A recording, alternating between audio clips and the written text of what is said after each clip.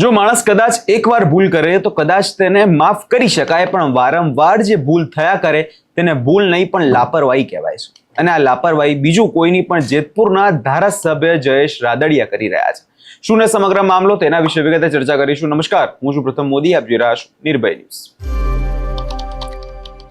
આજે વાત કરવી છે ગુજરાતની એ નદીની જેણે જેતપુરના પ્રદૂષણ માફિયાઓ અને સત્તાના નશામાં જે ચૂર નેતાઓ છે તેમની પોલ ખોલી નાખી છે. હવે આ જે નદી છે તે ઝેર નાળામાં ફેરવાઈ ગઈ છે.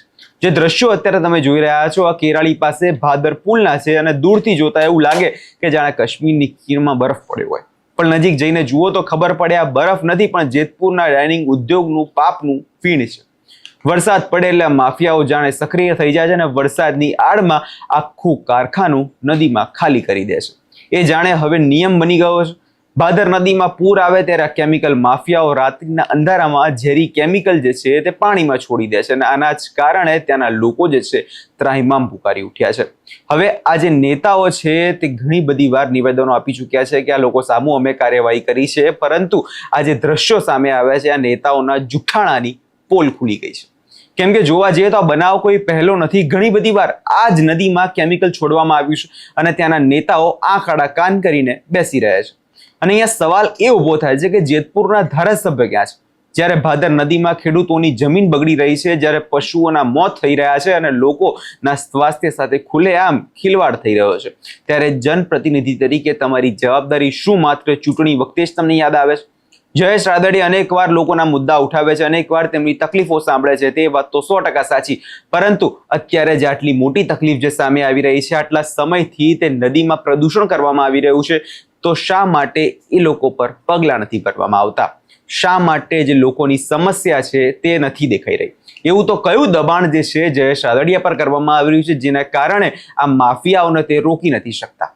આટલા વર્ષોથી ભાદર પ્રદૂષિત થઈ રહી છે, હજારો ખેડૂતો રસ્તા પર આવી ગયા છે, છતાં કોઈ નક્કર કાર્યવાહી કેમ નહીં? શું ગરીબ ખેડૂતનો અવાજ તમારા કાને નથી પડતો કે પછી ઉદ્યોગપતિના રૂપિયાનો અવાજમાં તે દબાઈ જતો હોય છે? અને આ જીસીપી, ગુજરાત પ્રદૂષણ નિયંત્રણ બોર્ડ, નામ તો નિયંત્રણ બોર્ડ છે, પરંતુ કામ તો ખરેખર માફિયાઓને સંરક્ષણ આપવાનું છે.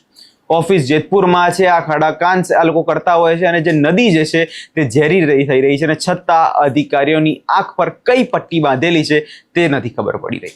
શું આ માત્ર મિલીભગત છે કે પછી સરકારી તંત્ર આ જ પ્રદૂષણનું સાચું ગઢ છે?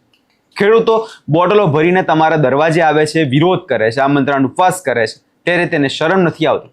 આ ભાદર છે, કોઈ ગટર નથી. તમારા જે 675 કરોડના પ્રોજેક્ટ્સની જ્યારે નેતાઓ વાત કરે છે અને મોટી મોટી વાતો થતી હોય છે, પરંતુ એ પ્રોજેક્ટ્સ ક્યારે પૂરા થશે અને ક્યાં સુધી લોકોએ આ ઝેરી પાણી પીને મરવાનું રહેશે?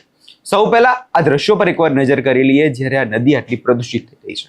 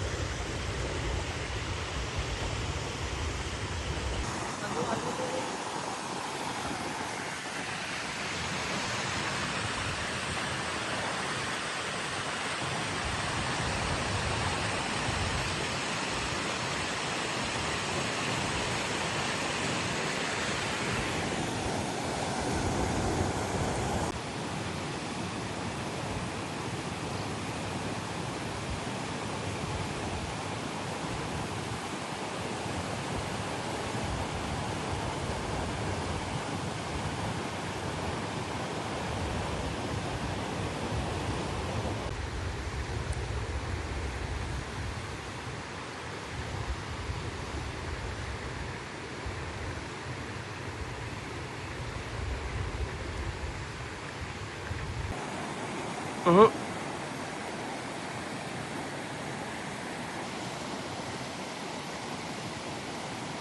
નેતાઓ જો પ્રદૂષણ માફિયાઓ સામે કડક કાર્યવાહી નહીં કરે તો ગાદી પર તેમને બેસવાનો પણ કોઈ અધિકાર નથી, કેમ કે છેલ્લા કેટલાય સમયથી આ જ મુદ્દો અનેકવાર ચર્ચામાં આવ્યો છે કે જેતપુરની જે ભાદર નદી છે તે પ્રદૂષિત કરવામાં આવી રહી છે. આ જે કેમિકલ માફિયાઓ છે તે બેફામ બન્યા છે. અને શા માટે એકનો એક મુદ્દો અનેકવાર લોકો પાસે વિરોધ કરવાનો, લોકો જ્યારે વિરોધ કરે ત્યારે જ એ વાતનું નિરાકરણ આવતું હોય છે.